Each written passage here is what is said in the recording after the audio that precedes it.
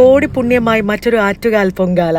ആറ്റുകാൽ അമ്മയുടെ എല്ലാ ഭക്തജനങ്ങൾക്കും പൊങ്കാല ആശംസകൾ. ഒരു വർഷം നീണ്ട കാത്തിരിപ്പാണ് ഇവിടെ സഫലമായിരിക്കുന്നത്. അമ്മയുടെ തിരുസന്നിധിയിലേക്ക് എത്തുന്ന എല്ലാ ഭക്തജനങ്ങളും ഏറ്റവും നന്നായി ഒരുങ്ങിയാണ് ഇവിടെ എത്താറ്.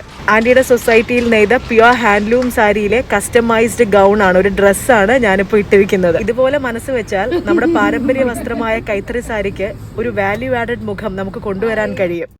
അങ്ങനെ ഒരു നാടിന്റെ മുഴുവൻ പാരമ്പര്യവും കഠിനാധ്വാനവും ഒറ്റ വസ്ത്രത്തിൽ ദീർഘനാൾ നമുക്ക് കൊണ്ടുപോകാം. ഇതുപോലൊരു കസ്റ്റമൈസ്ഡ് പ്രോഡക്റ്റ് നിങ്ങൾക്ക് വേണോ? തീർച്ചയായും എന്നെ കോൺടാക്ട് ചെയ്യാം കേട്ടോ. ഇപ്പോൾ എൻ്റെ ഈ ഉടുപ്പിന്റെ സ്റ്റിച്ചിങ് ചെയ്തിരിക്കുന്നത് ബാലരാമപുരത്തെ ആയിഷ ബൊട്ടീക്കാണ്. ഈ തലവേദനകളൊന്നും വയ്യ, അഞ്ജലി ഒന്ന് കോർഡിനേറ്റ് ചെയ്ത് തരാമോ, ഇങ്ങനെ ഒരു ഉടുപ്പ് സ്റ്റിച്ച് ചെയ്ത് തരാമോ എന്ന് ചോദിച്ചാൽ തീർച്ചയായിട്ടും ഞാൻ റെഡിയാണ്. ഉടുപ്പിലൊരു പിസാ ഗോപുരം ഉണ്ടാക്കാൻ പറഞ്ഞാലും അത് അങ്ങനെ തയ്പ്പിച്ചു തരാൻ അറിയുന്ന ഒരു ബൊട്ടീക്കും കൂടി നമ്മുടെ കൈപ്പിടിയിൽ ഉണ്ടാകണം. ഞാനിപ്പോൾ മിക്ക ഉടുപ്പുകളും ഐഷ ബൊട്ടീക്കിലാണ് സ്റ്റിച്ച് ചെയ്യുന്നത്.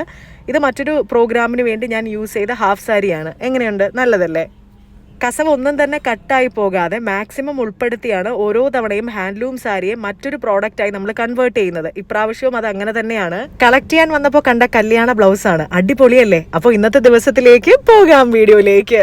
എന്റെ മേക്കപ്പ് കിറ്റിലെ 99% പ്രോഡക്ട്സും ഷുഗറിന്റെ പ്രോഡക്ട്സ് ആണ്. ഫേസ് ഒന്ന് വാഷ് ചെയ്തതിന് ശേഷം 5 മിനിറ്റ് കൊണ്ട് ഈ എല്ലാ സാധനങ്ങളും ഉൾപ്പെടുത്തി ഞാൻ എങ്ങനെയാ ഒരുങ്ങിയെന്ന് കാണിച്ചു തരട്ടെ. തന്നെ മിസ്സാവാതെയാണ് നമ്മുടെ മുന്താണിയിൽ വരുന്ന മെയിൻ കസവ് ഇവിടെ കൊടുത്തിട്ടുണ്ട്. അതുപോലെ തന്നെ കയ്യിൽ ഞാൻ അങ്ങനെ ചെയ്തിട്ടുണ്ട്. ഇത് കണ്ടോ, ഇതിന്റെ താഴെ 2 ലെയറായിട്ടാണ് ആ കസവ് നമ്മൾ യൂസ് ചെയ്തിരിക്കുന്നത്.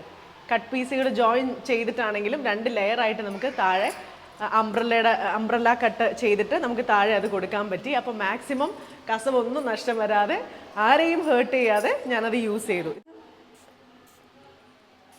അത് കഴിഞ്ഞ് ഞാനൊരു ഫേസ് സെറം യൂസ് ചെയ്യും. ബ്രൈറ്റനിങ് ഫേസ് മിസ്റ്റ് ആണ് ആദ്യം ക്വെഞ്ചിൽ നിന്നും നമ്മൾ യൂസ് ചെയ്ത പ്രോഡക്റ്റ്. അതിനുശേഷം ഒരു ഫേസ് സെറം, അത് നല്ലോണം മസാജ് ചെയ്ത് മുഖത്ത് പിടിപ്പിക്കണം. അതിനുശേഷം മോയ്സ്ചറൈസർ, പ്രൈമർ പിന്നീടാണ് യൂസ് ചെയ്യുന്നത്. പ്രൈമർ ഇടാതെ ഞാൻ നേരെ ഇപ്പോൾ ഫൗണ്ടേഷൻ ഇടാൻ പോവുകയാണ്. ഫൗണ്ടേഷൻ വെറുതെ അങ്ങ് ഇടുവല്ല, ഫൗണ്ടേഷനൊപ്പം സ്ട്രോപ്പ് ക്രീമും ഡാർക്ക് സർക്കിൾസ് കൺസീലർ വെച്ച് കവറും ചെയ്ത് ഒരുമിച്ച് ഡാബ് ചെയ്ത് ബ്ലെൻഡ് ചെയ്ത് ചേർക്കുകയാണ് ചെയ്തത്. 5 മിനിറ്റിൽ റെഡിയാകണ്ടേ? ഡാർക്ക് ടോൺ ഉണ്ട്, അപ്പോൾ അതുകൊണ്ട് സ്പഞ്ച് വെള്ളത്തിലൊന്ന് കാണിച്ച് അതിന്റെ വെള്ളമെല്ലാം സ്ക്വീസ് ചെയ്ത് കളഞ്ഞ് ആ വെള്ളം നനവോടുകൂടിയാണ് ബ്ലെൻഡ് ചെയ്യേണ്ടത്.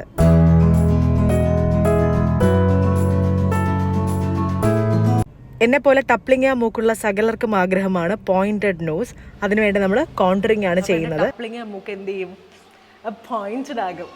ഇവിടെ ഇങ്ങനെ ഒരു തള്ളലൊക്കെ ഉണ്ട്, അപ്പോൾ അത് കറക്റ്റ് ചെയ്യാൻ നമുക്ക് വേണമെങ്കിൽ ഇങ്ങനെ കൂടെ വരച്ച് കോണ്ടറിങ് ചെയ്യാം. തൽക്കാലം ഞാനിപ്പോൾ അത് ചെയ്യുന്നില്ല. ഡബിൾ ചിന്നും കോണ്ടറിങ് ചെയ്ത് നമുക്ക് കവർ ചെയ്യാൻ കഴിയും. പൊതുവേ മടിച്ചാൽ എനിക്ക് ആ സ്റ്റെപ്പും അവോയ്ഡ് ചെയ്യാനാണ് ഇഷ്ടം. അപ്പോൾ ഇപ്പോൾ ഞാൻ അത് ചെയ്യുന്നില്ല, മൂക്ക് മാത്രം പോയിന്റ് ചെയ്തു. ഫൗണ്ടേഷൻ ഇട്ടാൽ പൗഡർ ഇട്ട് സെറ്റ് ചെയ്യണ്ടേ? അതിനുശേഷമാണ് സാധാരണ നമ്മൾ ഐ ലൈൻ ചെയ്യുന്നത്, മസ്കാര ഇടുന്നത്. പക്ഷെ പൗഡർ മിക്കപ്പോഴും ഞാൻ അവോയ്ഡ് ചെയ്യാറുണ്ട്. ഞാൻ യൂസ് ചെയ്യുന്ന പൗഡർ ഉറപ്പായിട്ട് നിങ്ങൾക്ക് കാണിച്ചു തരാം. ഐ ലൈൻ ചെയ്തതിന് ശേഷം മസ്കാര ഇടുന്നു. മസ്കാരയാണ് ഇത്, എക്സ്ട്രീം വോളിയം മസ്കാര ഡ്യൂ. കുട്ടിക്കാലം മുതലേ എൻ്റെ ഒരു തോന്നലാണ് എൻ്റെ സ്കിന്നിന് പൗഡർ ചേരൂലാന്ന്. ഡ്രൈ സ്കിന്നാണ്, വരണ്ട് പോകുന്നത് പോലെ ചൊറിയുന്നത് പോലെയൊക്കെ എനിക്ക് തോന്നാറുണ്ട്. അതുകൊണ്ട് പൗഡർ യൂസ് ചെയ്യാറില്ല. ഒരു ക്രീം എന്തെങ്കിലും ഇട്ട് അങ്ങനെ അങ്ങ് വിടാറാണ് പതിവ്. ഇപ്പോൾ ഫൗണ്ടേഷൻ യൂസ് ചെയ്താലും ഫൗണ്ടേഷൻ ഇടും, പിന്നെ പൗഡർ ഇട്ട് അതിനെ ഒന്ന് ഈവൻ ആക്കാറില്ല. ഷൂട്ടിന് പോകുമ്പോൾ ഈ കളിയൊന്നും നടക്കില്ല. ചെറിയ വ്യത്യാസങ്ങൾ പോലും അവർക്ക് പെട്ടെന്ന് മനസ്സിലാവും. പൗഡർ ഇട്ടില്ലേ എന്ന് ചോദിക്കും.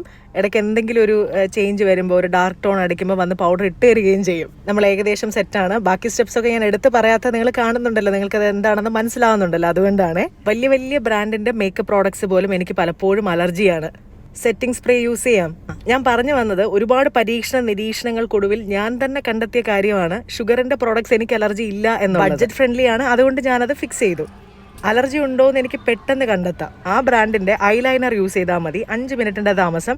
എന്തെങ്കിലും അലർജി ഇഷ്യൂസ് ഉണ്ടെന്നുണ്ടെങ്കിൽ കണ്ണ് ചുവന്ന് തടിക്കും. അങ്ങനെ ഒരു പ്രശ്നവുമില്ല എന്ന് ഉറപ്പുവരുത്തിയതിന് ശേഷമാണ് എൻ്റെ മേക്കപ്പ് കിറ്റിലെ 99% ഷുഗർ ആയത്. നമ്മുടെ സ്കിന്നിന് ഏതാണോ നല്ലത് അത് മാത്രം യൂസ് ചെയ്യണം. പിന്നെ ഇതൊരു പ്രോഡക്റ്റ് റിവ്യൂ ഒന്നും അല്ല കേട്ടോ. ഹാൻഡ്ലൂമിനെ എപ്പോൾ ഒരു വാല്യൂ ആഡഡ് പ്രോഡക്റ്റായി കൺവേർട്ട് ചെയ്താലും ഞാൻ നിങ്ങൾക്ക് കാണിച്ചു തരാറുണ്ടല്ലോ. ഇവിടെ പായസം റെഡിയായി, വയനയില അപ്പം റെഡിയായി, നിവേദ്യത്തിന് വേണ്ടി വെയിറ്റ് ചെയ്യുകയാണ്. വിശദമായ വീഡിയോയുമായി തിരിച്ചു വരാം. Thank you, by.